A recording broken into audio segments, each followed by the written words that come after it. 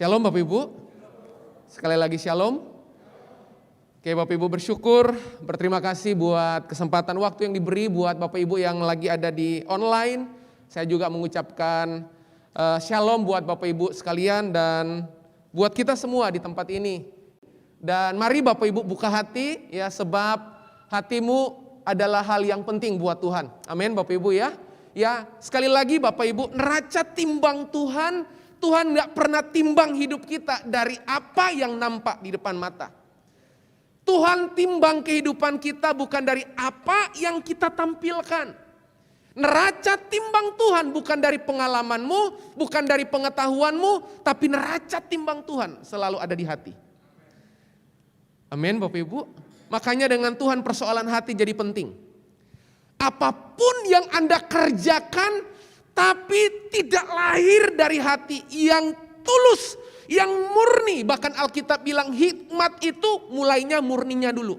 Makanya orang yang hatinya gak murni akan sulit bertemu dengan hikmat Tuhan. Alkitab bilang apa? Hikmat itu pertama-tama apa? Murni.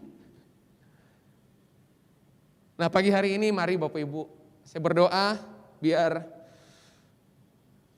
kita buka hati selebar mungkin. Amin Bapak Ibu. Dan pagi hari ini saya akan mengantar Bapak Ibu dari kitab Markus pasal yang ke-14. Kita lihat kitab Injil Markus pasal yang ke-14. Kita akan sama-sama melihat ayat 32 dan seterusnya. Kitab Injil Markus pasal yang ke-14 ayat 32 dan seterusnya. Kita akan lihat sama-sama apa yang terjadi di Taman Getsemani. Dan pagi hari ini kalau Bapak Ibu senang dengan judul khotbah, saya beri judul khotbah Kemenangan Getsemani. Oke, pagi hari ini sekali lagi kalau Bapak Ibu mau mencatat ya title atau judul perikop atau tema apa yang akan saya sampaikan pagi hari ini yaitu Kemenangan Getsemani, Bapak Ibu. Nah, kita akan lihat sama-sama apa yang terjadi di Taman Getsemani. Saya bahkan membaca seluruh kitab Injil, jarang banget kita ketemu Yesus itu ngeluh. Setuju Bapak Ibu? Jarang banget kita dapati satu ketika, satu masa, satu musim kehidupan Yesus. Yesus itu ngeluh, ngomel. Tapi untuk yang satu ini, seakan-akan dia berteriak dengan keluhan yang amat sangat. Nah pagi hari ini kita akan sama-sama belajar. Saya berdoa pagi hari ini buat Bapak Ibu yang lagi mengalami Getsemani. Kita akan menemukan jawabannya pagi hari ini.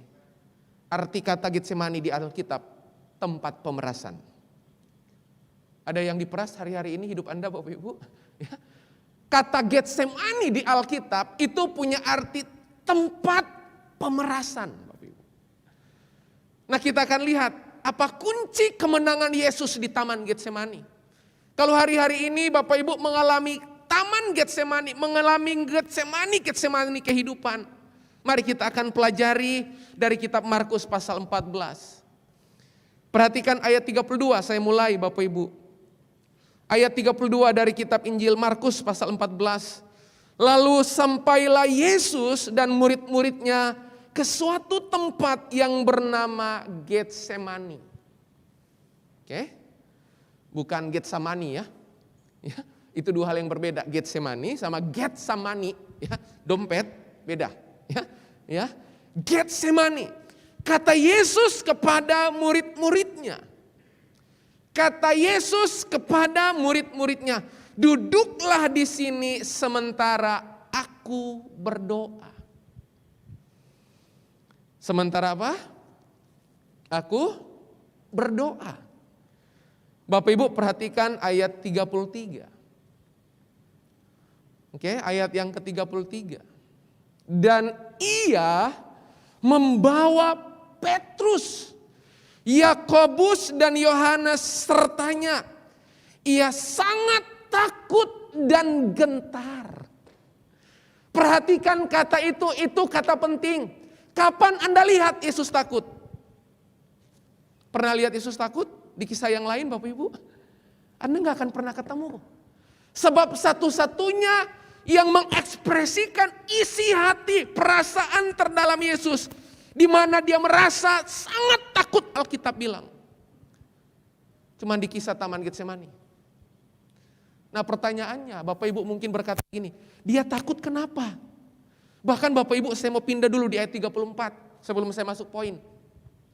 Ayat 34 sekali lagi menulis begini, lalu katanya kepada mereka, hatiku sangat sedih, seperti mau mati rasanya, tinggallah di sini dan berjaga-jagalah. Nah Bapak Ibu kalau Anda lihat ada 3 petikan, 3 kata penting yang sangat ditunjukkan oleh Yesus. Apa 3 kata penting itu?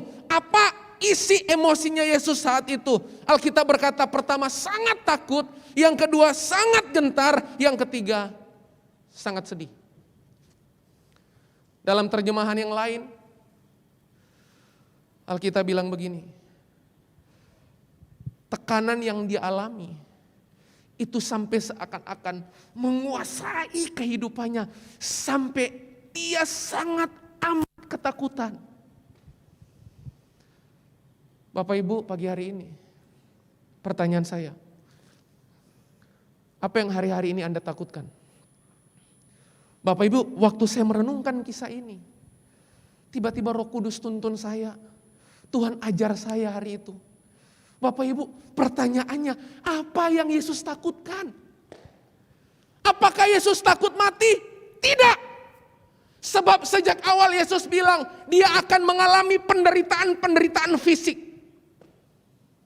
Yesus tidak pernah takut mati. Pertanyaannya mungkin Bapak Ibu, terus Yesus takut itu takut apa di situ? Anda pikir Yesus takut ditinggalkan murid-muridnya? No, Bapak Ibu, enggak. Sebab sejak awal Yesus bilang ada orang yang akan jual dia dan sangkal dia. Pertanyaannya pagi hari ini, apa yang menjadi isi ketakutan Yesus? Saya doa pagi hari ini dari tempat ini, harusnya ketakutan Anda sama dengan ketakutan Yesus. Harusnya ketakutan Yesus itu jadi ketakutan kita. Seringkali dalam hidup ini Bapak Ibu maaf, yang kita takutkan Tuhan tidak pernah takutkan. Yang Tuhan takutkan justru kita tidak pernah takut Bapak Ibu. Apa yang Yesus takutkan Bapak Ibu? Kalau Bapak Ibu lihat, yang Yesus takutkan itu sederhana. Dia sangat takut terpisah dari Bapaknya. Dari mana saya tahu? Di atas kayu salib dia teriak, Eloi, Eloi lama sabatani. Bapakku, Bapakku, mengapa engkau meninggalkan aku? Harusnya pagi hari ini Bapak Ibu, saya dorong Anda. Harusnya ketakutan kita itu cuma satu. Kita takut terpisah dari hadirat Tuhan. Kita takut terhilang dari kehendak Bapa. Itu harusnya ketakutan kita. Saya nggak tahu hari-hari ini apa yang menjadi ketakutan Anda. Yesus takut ditinggalkan murid-muridnya? No. Yesus takut mati? Tidak sama sekali. Karena Alkitab bilang sejak awal Yesus tahu dia lahir untuk mati. Satu-satunya hal yang menakutkan Yesus adalah dia takut tidak terhubung lagi dengan Bapaknya. Pagi hari ini, saudara punya ketakutan yang sama enggak? Pagi hari ini, kita punya roh yang sama enggak?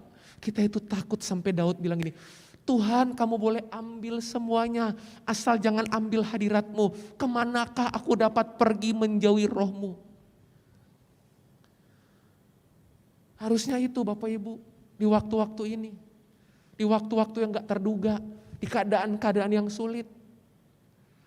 Nah kalau Bapak Ibu lihat lagi, di poin pertama Bapak Ibu, kita akan lihat ayat ke-35. Apa yang Yesus lakukan? Ini poin pertama. Kalau Anda lagi mengalami Getsemani kehidupan, mari putuskan, lakukan yang satu ini. Lakukan poin-poin ini Bapak Ibu. Bapak Ibu lihat ayat 35. Ia maju sedikit. Saya ulang apa? Iya apa? ia maju sedikit. Itu kata penting menurut saya Bapak Ibu. 11 murid, 12 murid Bapak Ibu, ya. 9 ditinggal. 3 ikut dia. Namun Alkitab bilang waktu dia mau berdoa, dia maju sedikit, tinggalkan yang 3 itu. Bapak Ibu, yang pertama, kalau Anda lagi mengalami Getsemani kehidupan, mari punya disiplin doa pribadi. Bagaimana mungkin Anda bisa kalahkan persoalan-persoalan hidup hanya dengan doa mingguan di hari Minggu, Bapak Ibu? Pergumulan Anda harian. Kalau pergumulan Anda harian, doamu harus harian. Amin, Bapak Ibu. Kalau pergolakan hidupmu itu harian, imanmu harus iman harian, bukan iman mingguan. Yesus putuskan Bapak Ibu. Alkitab menulis, dia maju sedikit. Bahkan Bapak Ibu lihat kalimat berikutnya. Ia maju sedikit, merebahkan diri ke tanah. Bapak Ibu, kalau Bapak Ibu ketik di Google Bapak Ibu, Taman Getsemani, itu salah gambar. Semua yang terketik di Google itu Bapak Ibu, Yesus itu doanya itu berlutut. Gak ada ayatnya. Alkitab bilang dia merebahkan diri. Tahu merebahkan diri Bapak Ibu? Tahu bedanya merebahkan diri sama berlutut Bapak Ibu? Di sini nggak ditulis Yesus berlutut, no. Alkitab jelas menulis dia rebahkan diri. Bapak Ibu, menurut tradisi Yunani Yahudi pada masa itu, merebahkan diri itu berarti Yesus itu benar-benar punya pergumulan yang berat sampai doanya itu rebahkan diri, nyosor Bapak Ibu.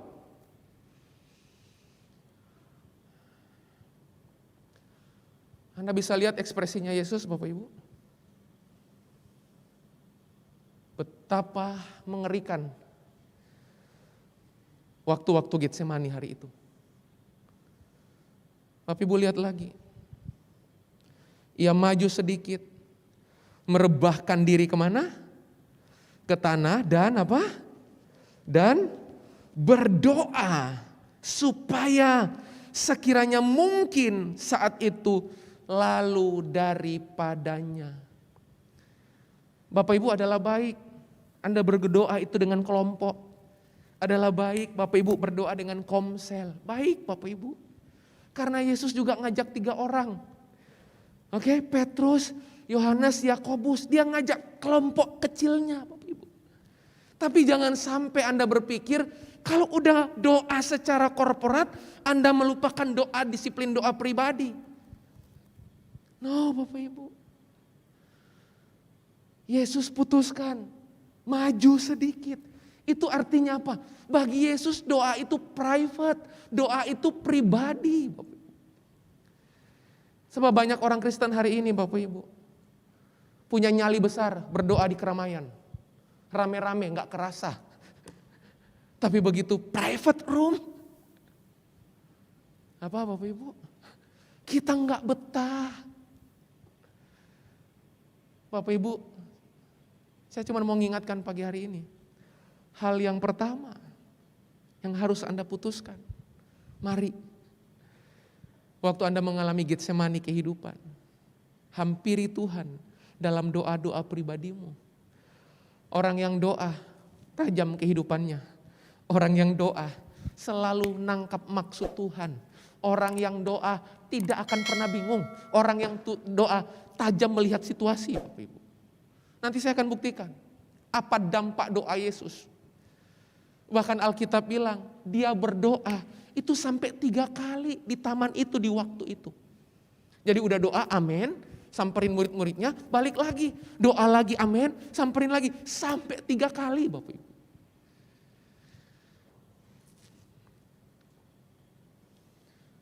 Dan Anda lihat ayat 36. Masih kaitannya dengan doa Bapak Ibu. Ayat 36 menarik. Kata Yesus, katanya Alkitab bilang, Ya Aba, ya Bapa. Tidak ada yang mustahil bagimu. Sampai situ dulu. Bapak Ibu, kalau Anda tanya sama saya, Pak Jeffrey, kalau gitu arti doa itu apa? Tadi Bapak bilang doa itu private. Nah, arti doa sendiri itu apa? Bapak Ibu, Yesus mengajar arti doa justru waktu dia ada di taman Getsemani. Apa yang Yesus ajarkan tentang doa? Perhatikan di ayat itu, ya Aba, ya Bapa, tidak ada yang mustahil bagimu. Jadi Bapak Ibu, hal yang pertama, apa sih arti doa? Doa itu percaya atau mempercayai kuasa Tuhan dalam hidup kita. Amin Bapak Ibu. Berdoa itu punya arti begini, seperti ayat ini berkata, ya Aba, ya Bapa, tidak ada yang mustahil bagimu. Jadi doa itu mempercayai kuasa Tuhan. Mempercayai otoritas Tuhan, itu doa. Nah, saya yakin Bapak Ibu, kita nggak punya problem di area ini. Karena orang Kristen kalau ditanya, percaya dengan kuasa Tuhan? Jawabannya, percaya. Nah, saya bersyukur, masih di ayat yang sama, Yesus mengajarkan arti doa yang kedua. Kalau arti doa yang pertama adalah saya percaya atau mempercayai kuasa Tuhan. Arti doa yang kedua, perhatikan. Ambillah cawan ini apa? Ambillah cawan ini daripadaku, tetapi janganlah apa yang aku kehendaki, melainkan apa yang Engkau kehendaki. Saya ulang, kalimat itu penting Bapak Ibu. Tetapi janganlah apa yang aku kehendaki, melainkan apa yang Engkau kehendaki. Arti doa yang kedua Bapak Ibu. Kalau yang pertama itu mempercayai kuasa Tuhan. Arti doa yang kedua, menghormati kedaulatan Tuhan.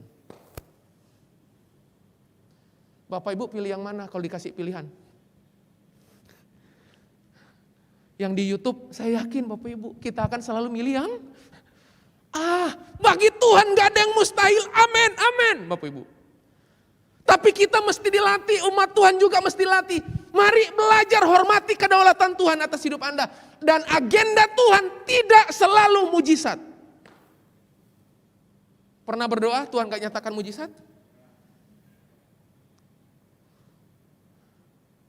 Apapun yang Tuhan mau buat, mari taklukkan diri. Hormati kedaulatan Tuhan dalam hidup Anda dan saya. Yesus putuskan itu di hadapan Bapa. Dalam kondisi ketakutan, dalam kondisi yang sangat gentar, dalam kondisi yang sangat sedih Alkitab bilang. Dia percaya Bapaknya bisa bikin mujizat. Tapi di sisi yang lain, dia menghormati kedaulatan Bapaknya. Amin Bapak Ibu. Anda siap?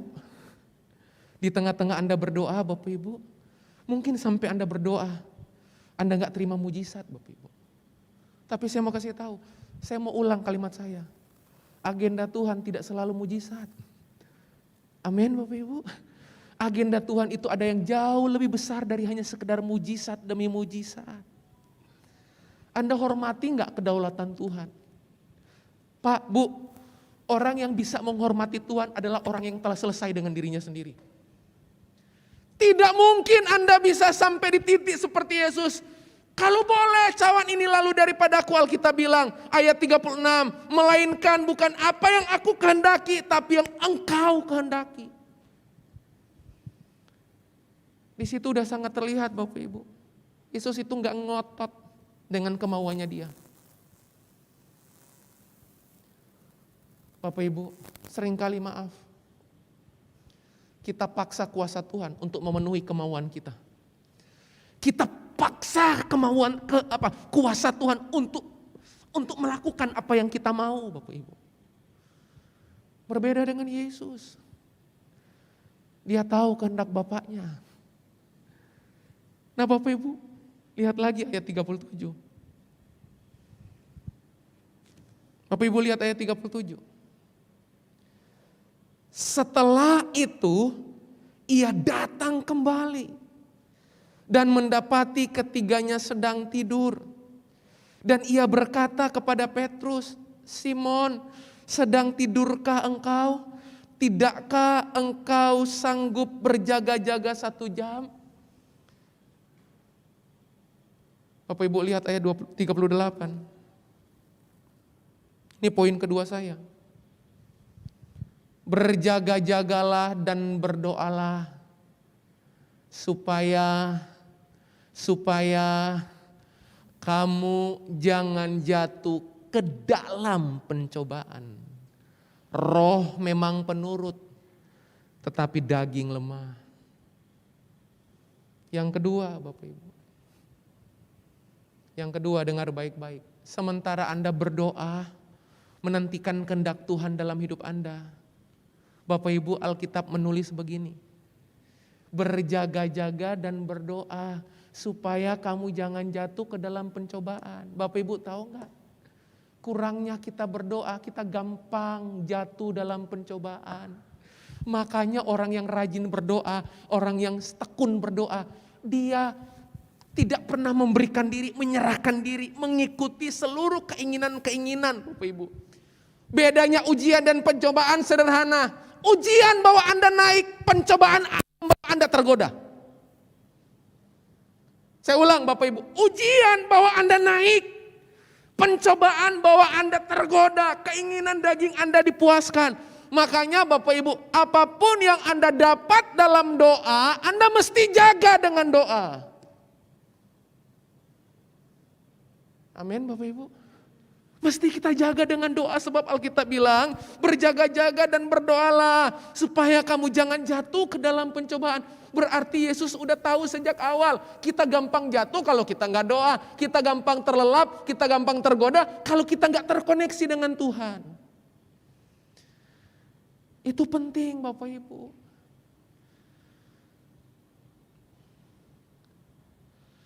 Bapak Ibu lihat ayat 39.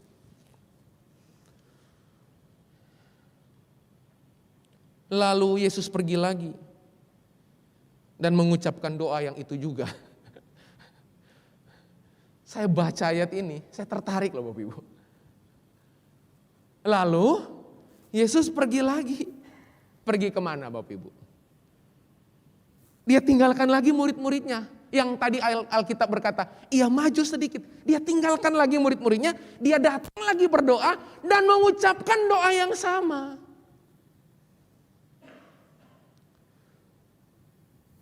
Beberapa ahli teolog menulis apa yang Yesus lakukan ini pertanda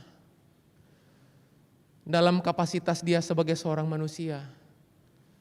Dia mengalami ketakutan yang amat sangat menuju salib karena terpisah dari Bapaknya.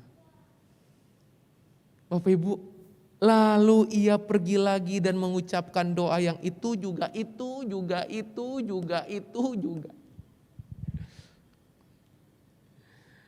Ayat 40 Bapak Ibu. Dan ketika ia kembali pula, ia mendapati mereka sedang tidur. Sebab mata mereka sudah berat dan mereka tidak tahu jawab apa yang harus mereka berikan kepadanya. Ayat 41. Ayat 41. Kemudian ia kembali untuk ketiga kalinya dan berkata kepada mereka, tidurlah sekarang dan istirahatlah, cukuplah, saatnya sudah tiba. Lihat, anak manusia diserahkan ke tangan orang-orang berdosa. Bapak Ibu coba lihat, kali terakhir dia doa yang sama Bapak Ibu. Terlihat Yesus lebih siap gak menghadapi salib? Alkitab mencatat malah dia samperin orang-orang tentara Romawi Bapak Ibu. Jadi kalau ada yang bilang begini, Yesus saya pernah membaca ada sebuah tulisan Bapak Ibu, pengajaran yang salah. dari gereja yang lain Bapak Ibu. Ada banyak orang di luar sana berkata begini, oh Yesus ke Taman Getsemani melarikan diri, takut. Pak, Bu, Alkitab mencatat Taman Getsemani itu tempat yang memorable buat Tuhan. Di tempat itu dia sering ngajar murid-muridnya. Di tempat itu dia sering berdoa di situ. Kalau untuk melarikan diri, ngapain ke Taman Getsemani? Kalau Anda baca seluruh kitab Injil, Yudas gampang gak menemukan Yesus? Gampang. Itu pertanda Yudas itu tahu aktivitas harian Yesus. Makanya Yudas langsung bawa seluruh tentara bertemu dengan Yesus. Bapak Ibu, dia gak pernah takut. Satu-satunya hal yang dia takutkan, dia terhilang dari hubungan pribadinya dengan Bapa. Kalau Bapak Ibu lihat ayat ini, sekali lagi saya mau bacakan. Kemudian ia kembali untuk ketiga kalinya. Keberapa kali? Berapa kali? Oke. Dan berkata kepada mereka, tidurlah sekarang dan beristirahatlah. Cukuplah, saatnya sudah tiba. Lihat, Anak Manusia diserahkan ke tangan orang-orang berdosa. Bangunlah, marilah kita pergi. Dia yang menyerahkan aku sudah dekat. Saya mau ngajak Bapak Ibu sebentar melompat di kitab Lukas pasal 22. Dalam perikop yang sama, Lukas pasal 22. Lukas pasal yang ke-22.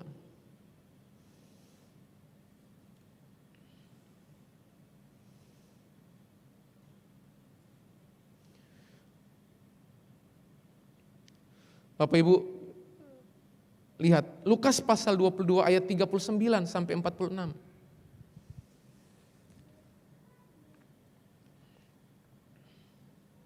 Oke. Saya bacakan sekali lagi Bapak Ibu, sebab ada tambahan kisah yang menarik di ayat ini. Lalu pergilah Yesus keluar kota dan sebagaimana biasa, sebagaimana, tolong garis bawahi kata itu. Berarti dia biasa enggak ke Taman Getsemani? Oh biasa Bapak Ibu. Sebagaimana biasa ia menuju Bukit Zaitun. Di kitab Lukas ditulis Bukit Zaitun.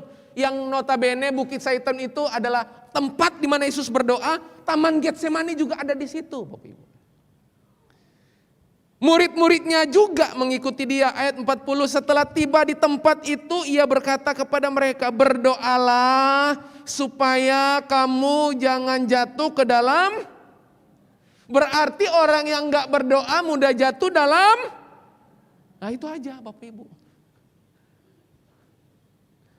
Ayat 41, kemudian ia menjauhkan diri dari mereka kira-kira sepelempar batu jaraknya. Lalu ia berlutut dan berdoa, katanya di sini memakai kata berlutut. Tapi yang sebenarnya itu merebahkan diri Bapak Ibu. Ya Bapakku, jikalau engkau mau, ambillah cawan ini daripadaku, tetapi bukanlah kehendakku, melainkan kehendakmu lah yang terjadi. Bapak Ibu lihat ayat 43. Ayat 43 Bapak Ibu. Maka seorang malaikat dari langit menampakkan diri kepadanya untuk memberi kekuatan kepadanya. Berarti pergumulan Yesus berat gak sampai malaikat Tuhan tolong?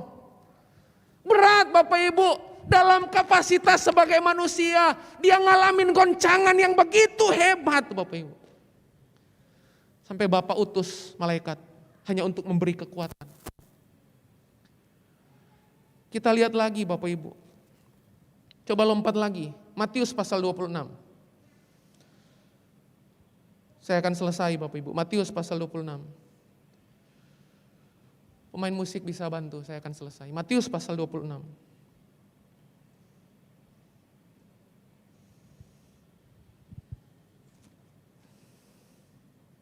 Matius pasal 26. Saya langsung pingin Anda melihat ayat 39. ayat 39, Matius pasal 26. Dan kita bandingkan dengan ayat 42. Matius pasal yang ke-26. Ayat 39 kita bandingkan dengan ayat 42. Ayat 39. Ayat 39, kalau Bapak Ibu gak keberatan, oke, mari baca dengan suara perlahan Bapak Ibu. Ayat 39 dari Matius pasal 26. 2, 3. Maka ia maju sedikit, lalu sujud dan berdoa. Katanya, apa? Bapakku, jikalau sekiranya mungkin, biarlah cawan ini lalu daripadaku. Tetapi janganlah seperti yang ku kehendaki, melainkan seperti yang engkau kehendaki. Bapak Ibu coba lompat ayat 42. Ayat 42. Ayat 42 Bapak Ibu. Ayat 42 perhatikan, menarik. Lalu ia pergi untuk kedua kalinya dan berdoa. Katanya, apa katanya? Ya Bapakku, jikalau cawan ini tidak mungkin lalu, kecuali apabila aku meminumnya, jadilah. Ada bedanya doanya Bapak Ibu? Doa ayat 39 dan 42 beda? Beda gak Bapak Ibu? Beda. Ayat 42 Yesus kedapatan lebih siap. Bapak Ibu perhatikan ayat 42. Ya Bapakku, jikalau cawan ini tidak mungkin lalu, kecuali apabila aku meminumnya. Jadilah kehendakmu. Itu Kristen. Amin Bapak Ibu. Jadi sesuai kehendakmu. Bapak, aku percaya engkau bisa bikin mujizat. Tuhan, aku percaya kuasamu, mujizatmu masih ada. Yesus tahu Bapaknya punya kuasa Bapak Ibu. Tapi di ayat 42, setelah Yesus berkali-kali berdoa Bapak Ibu, sampai di ayat 42, Yesus tiba pada tingkat penyerahan total. Yesus tiba pada tingkat penyerahan total. Bapak Ibu tahu nggak? Dalam kehidupan ini, akan ada dua hal yang terjadi dalam hidup Anda. Kalau kita tidak merendahkan diri, kita akan direndahkan. Saya ulang. Dalam perjalanan hidup iman Anda, pola Tuhan cuma dua. Kalau Anda tidak taklukkan diri di bawah kehendaknya, kalau Anda nggak rendahkan diri pada kerinduan dan kehendak Bapaknya, Anda pasti direndahkan. Direndahkan oleh keadaan, direndahkan oleh situasi, dihantam oleh orang lain. Hanya untuk membawa Anda tekuk di bawah karya salibnya. Cuman itu yang Tuhan akan buat. Saya berdoa Anda pilih pilihan yang kedua. Anda merendahkan hati, bukan direndahkan. Amin Bapak Ibu. Amin. Anda pilih pilihan merendahkan hati, rendahkan diri. Karena kalau enggak, Tuhan akan pencet tombol. Kita direndahkan oleh situasi. Direndahkan di masa sulit. Direndahkan oleh orang-orang yang Tuhan sengaja kirim. Amin Bapak Ibu. Saya berdoa pagi hari ini. Jangan-jangan Getsemani yang datang dalam hidup Anda hanya untuk mengantar Anda supaya tekuk lutut. Bukan untuk membanggakan diri. Hanya untuk tekuk lutut. Begitu keputusan itu Anda ambil. Dan Anda bisa berkata, kehendakmu yang jadi. Selamat datang. Tuhan akan ngantar Anda pada sebuah pengalaman-pengalaman baru, pada sebuah perjumpaan-perjumpaan baru, dan pada sebuah penyediaan-penyediaan baru yang tidak pernah Anda alami sebelumnya. Saya berdoa pagi hari ini Bapak Ibu, yang ada di YouTube, yang ada di onsite, mari sederhana, doa itu bukan cuma percaya pada kuasa Tuhan, tapi doa juga saya mempercayai, saya hormati kedaulatan Tuhan dalam hidup saya. Pertempuran kita selesai bukan? Kalau kita menghormati kehendak dan maunya Tuhan, amin. Saya berdoa pagi hari ini, kebenaran ini menolong kehidupan Bapak Ibu. Selamat hari Minggu, Tuhan Yesus memberkati Bapak Ibu. Mari bangkit berdiri Bapak Ibu. Biar worship leader nyanyikan kita sebuah lagu. Kita bangkit berdiri Bapak Ibu. Kita bangkit berdiri, yang di rumah, mari engkau arahkan hatimu. Makasih. Sebab aku ini milikmu, aku di dalam hatimu, kasih setiamu yang menghidupkan aku.